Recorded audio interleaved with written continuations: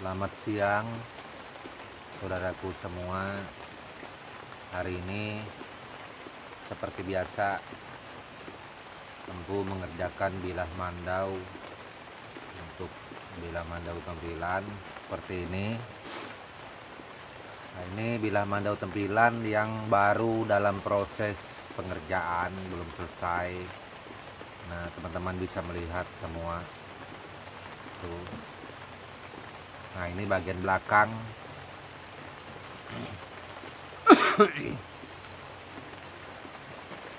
Mungkin sekitar tengah hari nanti baru bilah tempilan ini selesai. Jadi pengerjaannya pelan-pelan dan berhati-hati karena tetap kita menjaga sisi kerapiannya agar rapi.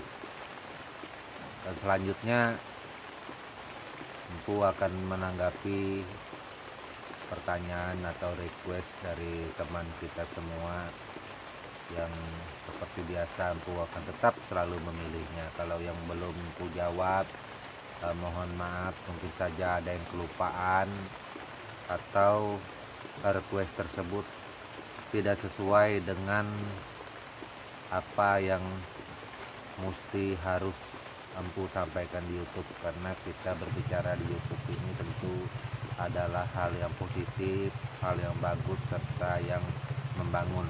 Jangan sampai hal tersebut menjadi kontroversi atau menjadi sesuatu yang kurang baik.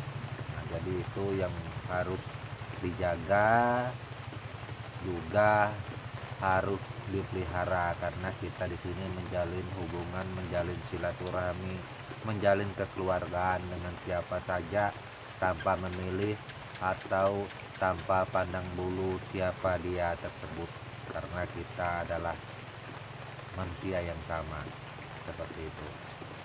Nah, jadi ada pertanyaan dari saudara kita, sebenarnya sudah ditanyakan di konten, sudah Empu jawab, tetapi sebaiknya pada hari ini Empu tetap akan menjawabnya melalui konten yang ada ini. Empu buat konten khusus, artinya jawaban agar bisa dipahami serta bisa dimengerti. Kalau Empu menjawab dengan melalui balasan ketikan juga, kemungkinan balasan tersebut kadang terlalu pendek atau tidak memuaskan sehingga agak sulit dipahami.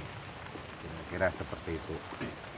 Nah, jadi pertanyaannya adalah, Empu mandau souvenir atau mandau cenderamata, bisakah itu dibawa kerja masuk ke dalam hutan untuk memotong kayu serta hal-hal lainnya? Nah, itu ditanyakan. Terus gagang mandau fiber dengan gagang mandau tanduk atau gagang mandau kayu, yang mana lebih bagus untuk dibawa kerja? Itu juga satu pertanyaan yang satu paket. Sebenarnya pertanyaan bagus juga yang harus dijawab dan dimengerti oleh semua saudaraku yang pemula. Seperti biasa, Empu sampaikan ini keterangan serta penjelasan. Semua konten Empu ini ditujukan kepada pemula, bukan kepada yang mahir, bukan kepada yang pintar atau yang mengerti lebih tahu tentang mandau juga. Kalau yang lebih mengerti, lebih tahu, kan untuk apa seperti itu. Dan kita di sini hanya agar supaya semua saudaraku bisa tahu, oh seperti ini mandau, kira-kira seperti itu.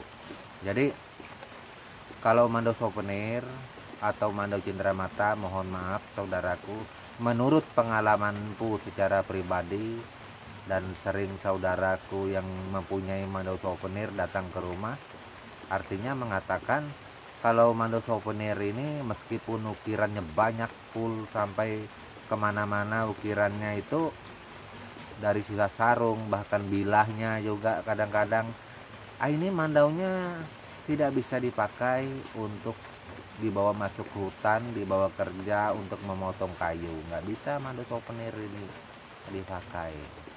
Artinya kalau seumpamanya kita mau memaksa makai, boleh dicoba ya, seperti apa rasanya. Antara lain tangan bisa melepuh semua, karena dia punya sulatan juga seperti itu. Terus gagangnya juga, kadang-kadang gagang itu bukan diambil dari cabang kayu atau akar kayu. Sumpamanya kalau dia dari kayu, kebanyakan dari balok kayu yang lurus, yang seratnya lurus. Nah ini kadang gagangnya bisa pecah atau patah. Nah itu juga kurang bagus.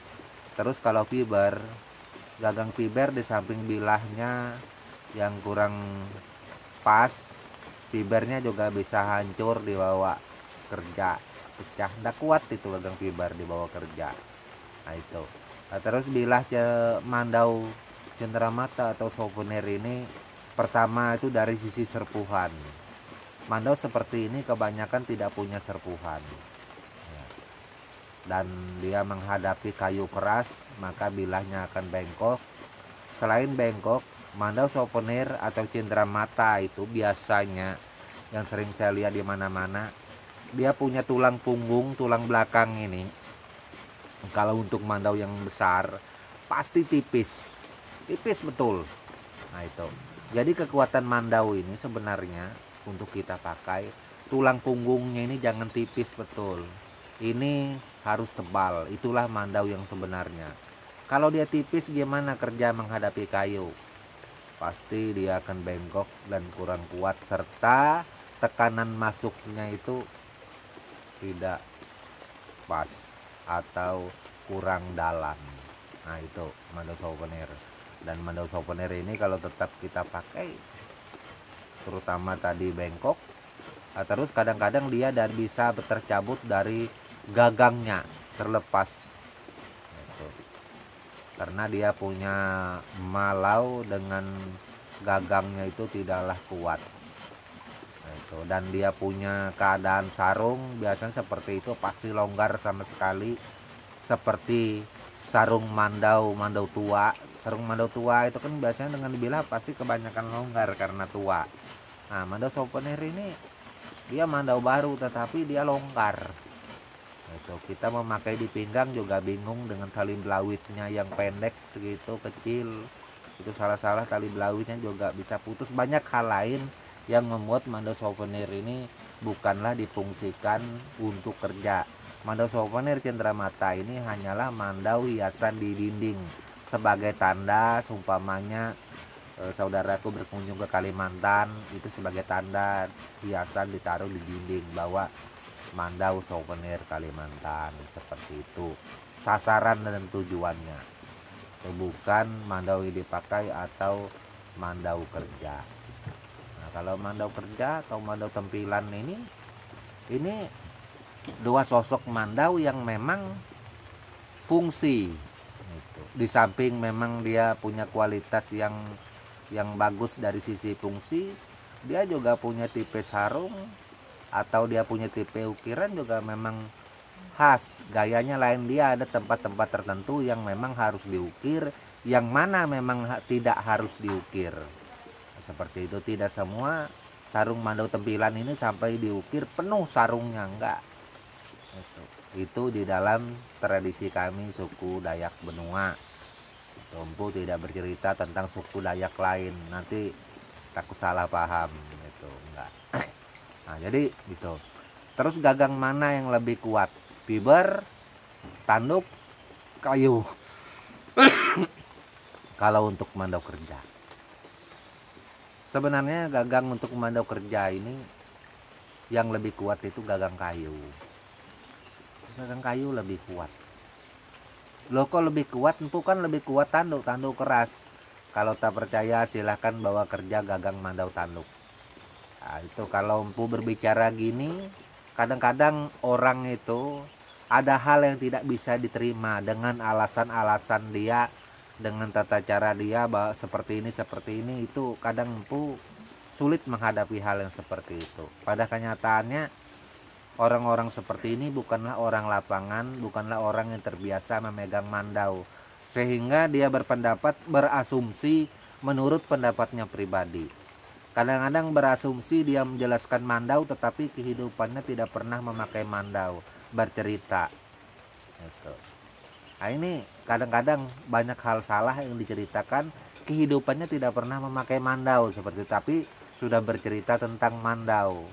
Makanya itu ketika kita memperhatikan orang yang semacam ini, ada hal kelucuan di situ. Ketahuan orang ini nggak pernah pegang Mandau ini. Ini bukan bohong, perkiraan, dia pakai perkiraan itu. Jadi tentu kita tetap memakai Mandau gagang kayu. Gagang kayu itu di samping dia memang tahan untuk kerja, tangan kita memegangnya tidak mudah melepuh karena dia kayu. Terus gagang kayu ini maaf, kita memakainya juga enak di dalam bekerja, memotong kayu, segala hal-hal lainnya. Ya nenung biro boho nenung memoho buat dekat tumpah, mohon maaf biro ya. Jadi gagang kayu bagus untuk kerja. Kalau gagang tanduk kita pakai untuk kerja, itu tanduk itu kan keras. Terus umpamanya dia ada ukiran-ukiran tembus, ketika dia kena getaran, kita memotong kayu yang besar, maka ukirannya itu banyak yang bisa patah, bisa lepasan. Bisa lepas ukirannya karena kena benturan kayu keras. Gitu. Jadi makanya itu gagang tanduk sebenarnya tidak pantas dan tidak layak dipakai untuk kerja. Itu. Apakah itu tidak boleh, Empu? Bukan tidak boleh, boleh. Mau gagang apa saja kita pakai, nggak ada larangan, hak pribadi masing-masing, nggak ada masalah. Itu. Poinnya kan bilahnya itu bagus dipakai untuk kerja. Tetapi ya itu pengaruhnya tadi, tangan bisa melepuh, gagang tanduk ukirannya bisa patah, rusak, sompel. Nah itu kalau gagang kayu enggak. Itu. Terus ada lagi saudara kita yang bertanya, kalau di zaman Bahari Empu yang lebih efektif di dalam pertempuran, seandainya di dalam dunia orang zaman dulu, zaman perang, ketika melakukan ngayau menghadapi musuh atau lawannya, seperti apa orang tua zaman dulu, Empu? Apakah gagang tanduk itu menjadi dominan di dalam suku Dayak Benua? Gagang tanduk dipakai pada suku Dayak Benua ini itu tidak menjadi dominan. Bukan tidak ada, banyak juga gagang-gagang tanduk, kemau atau pakak sangka yang dipakai orang Dayak Benua untuk berperang ketika itu, dan itu dibuktikan dengan barang-barang tua yang ada, peninggalan pemilik para panglima-panglima sebelumnya yang bertempur menghadapi lawan dan musuhnya. Banyak itu. Tetapi ini tidak sebanding dengan gagang kayu hulu tunggur. Itu sebenarnya yang terbanyak sama sekali itu adalah gagang Mandau hulu tunggur, tempilan hulu tunggur. Gagang Mandau tempilan hulu tunggur ini hampir semua dipakai oleh ksatria Dayak Benua di dalam berperang. Pertama memang dikhususkan, gagang Mandau hulu tunggur ini memang dikhususkan. Ya, tempilan hulu tunggur ini bukan difungsikan untuk kerja, bukan difungsikan untuk hal-hal lainnya, meski itu juga boleh. Tetapi kebanyakan ini sebagai pertahanan. Mohon maaf. Tenggorokan masih gatal. Kita lanjut. Ini memang difungsikan untuk bertempur. Itu. Difungsikan untuk memang Mandau berperang di zamannya gagang Mandau hulu tunggur. Makanya itu gagang Mandau hulu tunggur ini di zamannya itu kesemua ksatria Dayak Benua itu memakai itu. Kalau seumpamanya ada yang bilang ksatria Dayak Benua itu tidak memakai gagang Mandau hulu tunggur sebagai dominan, berarti ini Dayak Benua yang lahir baru. Itu. Dia tidak mengerti. Dia mengikuti alur sekarang yang banyak kelihatan ada ukir-ukiran, itulah yang dianggap dominan. Sebenarnya enggak. Hulu tunggur lah yang dominan. Makanya itu hulu tunggur ini pada saat ini cukup berkembang dan banyak peminatnya yang kepingin Mandau tempilan hulu tunggur. Inilah Mandau yang menduduki posisi teratas di dalam dunia pertempuran pada saat itu untuk Dayak Benua. Tetapi kalau untuk hulu kemau itu beda lagi. Hulu kemau sudah Empu jelaskan beberapa kali yang lalu. Di antara jajaran hulu mandau tempilan, hulu kemau menduduki posisi teratas. Itu hulu kemau, terus bilahnya juga sarung bilah bepanyar. Itu masing-masing mempunyai kelebihan. Kenapa gagang mandau hulu tanduk itu jarang sekali dipakai oleh orang Dayak Benua di dalam berperang? Jarang sekali, bukan tidak ada, jarang. Kebanyakan hulu kayu. Karena batu-batu terus bercerita seperti ini, heran pun. Karena gagang tanduk ketika melakukan pertempuran, peperangan, kalau terkena darah, satu, dia gagangnya akan licin. Gagang tanduknya licin kena darah, bagaikan kena minyak makan. Kedua, gagang tanduk ini menurut keyakinan kepercayaan orang benua, itu kalau terkena darah dia gampang retak atau pecah, karena di situ mungkin semacam sumpahnya tidak boleh terlalu sering kena darah, maka dia akan retak dan pecah seperti itu. Makanya itu kebanyakan gagang mandau tanduk yang bekas habis ngayau berperang, yang tua-tua itu coba lihat, kebanyakan dia pasti retak itu kena retakan darah di zamannya seperti itu. Oke teman-teman, karena Empu ini batuk-batuk terus, sebenarnya banyak yang akan Empu ceritakan yang masalah kesatria ini tadi, tapi ini batuk terus, kayaknya kurang mengenakan kalau berbicara batuk. Mungkin kita akhiri dulu sampai di sini dulu. Oke, nanti kita lanjut lagi untuk yang berikut.